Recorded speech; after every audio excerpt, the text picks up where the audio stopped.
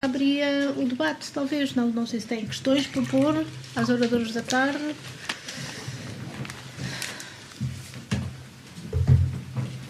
Não há voluntários com uma questão? Doutora Alexandra, não quer pôr nenhuma questão? Só se calhar partilharmos tudo que nós fizemos Então vá. 5 reuniões. Nós recentemente, no âmbito da... Obrigada. Boa tarde, meu nome é Alexandra Simões, sou psicóloga clínica e uma das atividades que desenvolvo prende-se com a Federação Europeia das Crianças Desaparecidas. Uma das coisas que nós não falámos aqui, mas é que é um dos temas do nosso trabalho ligado às crianças desaparecidas, é que efetivamente há dois grandes motivos de desaparecimento de crianças. O primeiro são as fugas, de instituições e de casa, e o segundo são os resgates parentais.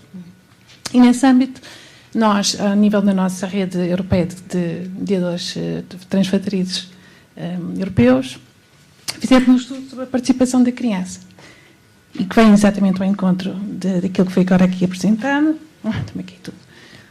E aquilo que eu destacava para acrescentar a fundamentação é o sentimento, a participação da criança, uma forma de espiar o sentimento de culpa que muitas vezes as crianças têm nestes processos, porque não atribuem a si próprias, e isto é claro que tem a ver com as idades que estamos a falar, mas atribuem a si próprias culpas de determinadas situações, porque isso é o seu entendimento que fazem das coisas, e o empoderamento.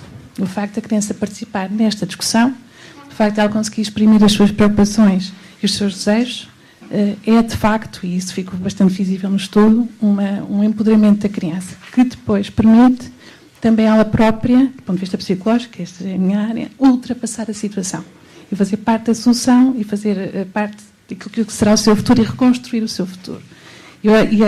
Na área transfronteiriça isto é particularmente interessante, porque muitas vezes o que acontece é que há um corte com as famílias de origem, não é? Por motivos de espaço físico, geográfico, e isso foi para nós muito interessante, era algo que nós já tínhamos esta percepção, mas efetivamente a consulta à criança vai-nos trazer estes dois elementos, que para mim, a área da psicologia, é muito interessante e corrobora, de facto, os elementos que a doutora acabou agora de apresentar. Era só esta a minha participação e parabéns, claro.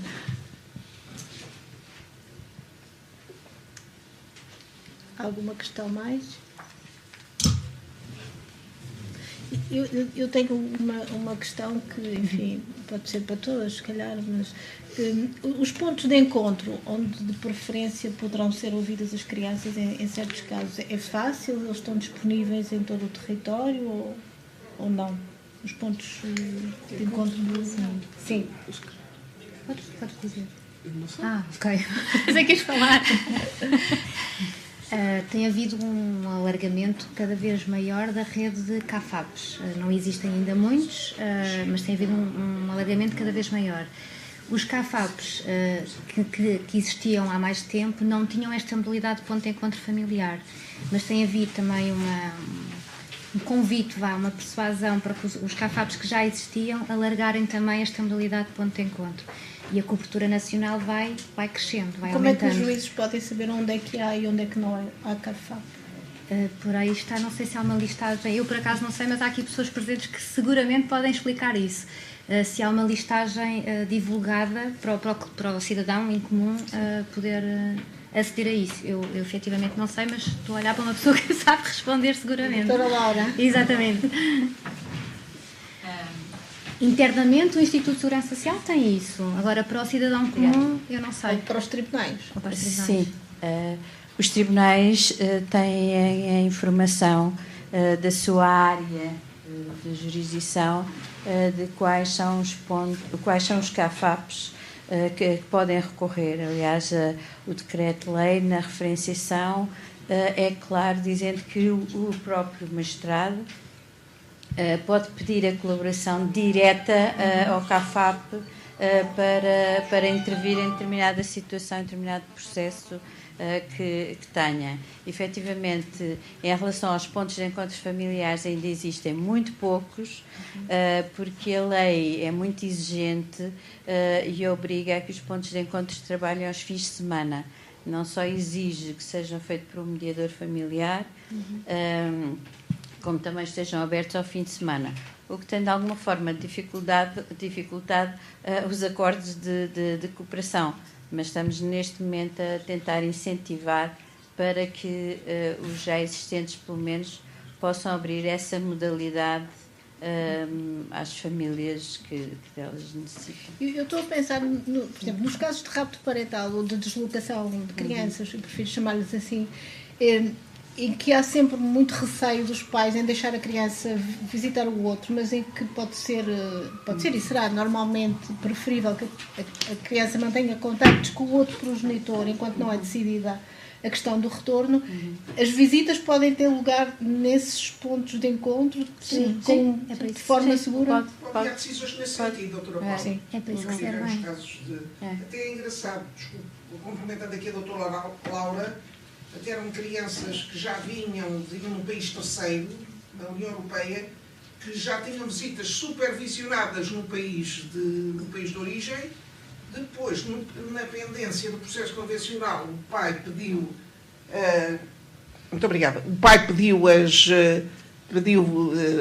exercício do direito de visita e foi precisamente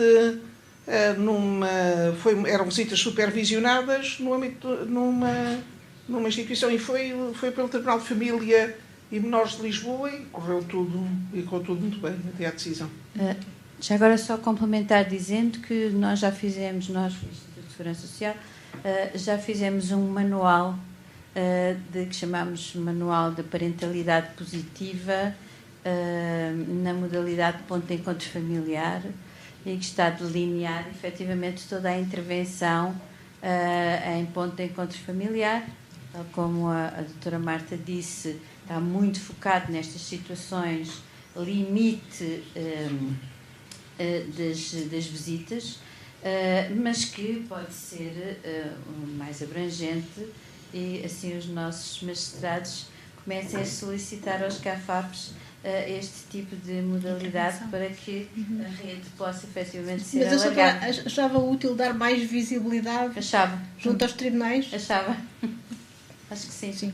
Acho que era importante. Foi o que eu tentei dizer, era explicar que realmente os magistrados poderiam fazer uso daquilo que já existe, apesar da cobertura ser muito reduzida ainda, mas para fazer maior uso. Sim, porque muitas vezes chegam pedidos à audiência técnica especializada, não devo estar enganada, que até chegam alguns, em que é para fixar, o objetivo central é fixar o regime de contactos e convívios. E do meu ponto de vista, e se calhar é partilhado, nos pontos de encontro familiar, nós ajudamos o juiz a fundamentar essa decisão, porque vemos na prática como é que esses convívios podem ser fixados. E não é teoricamente, é mais fácil verificar a adesão da criança, mesmo apoiar a criança naquilo que vai ser instalado pelo juiz em termos de regime de contactos e convívios. Já agora, como a Marta refere, efetivamente o Instituto de Segurança Social tem esta valência, não é?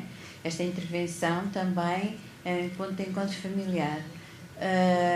Mas o que normalmente nos é devolvido pelos senhores magistrados é que nós somos funcionários das 9 às 5, não é? E que não se compadece muitas vezes com os horários dos pais. E das visitas. Fim de semana, nomeadamente. Das visitas. E, portanto, é importante que haja esta resposta mais alargada e, sobretudo, ao fim de semana. E efetivamente os CAFAPs podem fazê-lo porque a legislação até os de forma obriga a ter este tipo de horário de funcionamento, que depois dificulta, como digo, os acordos, porque não é fácil eles poderem depois ter a logística para poder responder, mas estão a fazê-lo. Aqueles que fizeram o acordo de cooperação estão a fazê-lo. Mais alguma questão? Não há mais questões? Então, se calhar eu convidava aqueles que quiserem para... um encerramento. Mas antes do encerramento, vou dizer na mesma, que é para não serem logo embora. Mas obrigada por lembrar. Quem quiser, no final, pode tomar mais um cafezinho, ou um sumo, ou seja o que for, ou conviver apenas no primeiro andar e trocarmos impressões informalmente sobre o que aconteceu aqui hoje.